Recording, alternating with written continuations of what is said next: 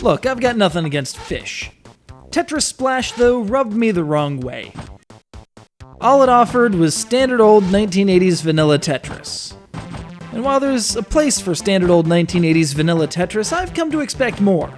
Especially when the bar had already been raised by 2001's Tetris Worlds, an example of lackluster presentation not being able to negate an interesting series of twists on the old puzzle standard. In each mode, the typical goal is to get through 15 levels, or 2 minutes, of escalating block droppery, with each plateau requiring a certain number of lines to clear. The standard mechanics don't change. Tetrominoes fall from the top of the screen, you arrange them into lines, completed lines disappear. If the stack gets to the top, you're screwed. You know this, it's the same comfortable gameplay you grew up with.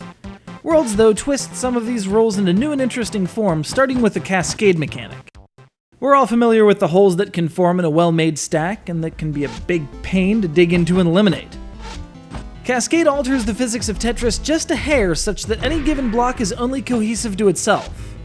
If one bit of block shrapnel is left unsupported, gravity will take its course and it'll come to rest on whatever's under it. And if this creates a new line, so much the better. Some may think it makes the whole experience easier. Well, that all depends on the construction of the stack. One wrong shift and you could end up with even more holes. Building on this Cascade mechanic is Sticky Tetris, in which each color of blocks is actively adhesive to its own kind. While each tetromino might be in a couple different pieces, and you might be using this fact to your advantage, be warned that failure to consider where the new block is going can result in some huge, unwieldy, and just outright dangerous figures. A derivative of these Cascade rules is Fusion Tetris, which mixes singleton atom blocks with your usual lineup. The goal is to get a number of these atom blocks to connect to the one that starts on the field. Fortunately, these atoms are indestructible and can produce some of the game's most impressive cascade effects as they slog their way through line after line to get to the bottom. Watch out though for stuff stacked on top of atoms, as it'll all stay there once the line is cleared, creating even more problems.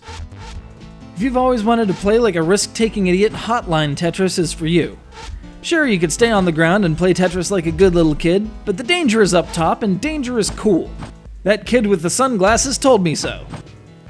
Each one of those white lines across the screen is a multiplier, with the effect more pronounced the higher you go. Do you take the ultimate risk, or do you hang back and play more conservatively? It's your Tetris, do what you want. But don't play Square Tetris. The most frustrating of the game's 6 versions, it offers bonuses for assembling 4x4 squares of one type of block. So not only do you have to get lucky and find 4 like blocks in a short space of time, but then you have to have the space in which to construct such a thing. No thanks, Captain. Squares aside, it's a spate of new and interesting ways to think about Tetris. This GBA version led a procession of like copies onto the Cube, PS2, Xbox, and PC. And all of these made significant improvements to the original's rather rough sound and graphics. But I've long believed that the best Tetris is a portable Tetris.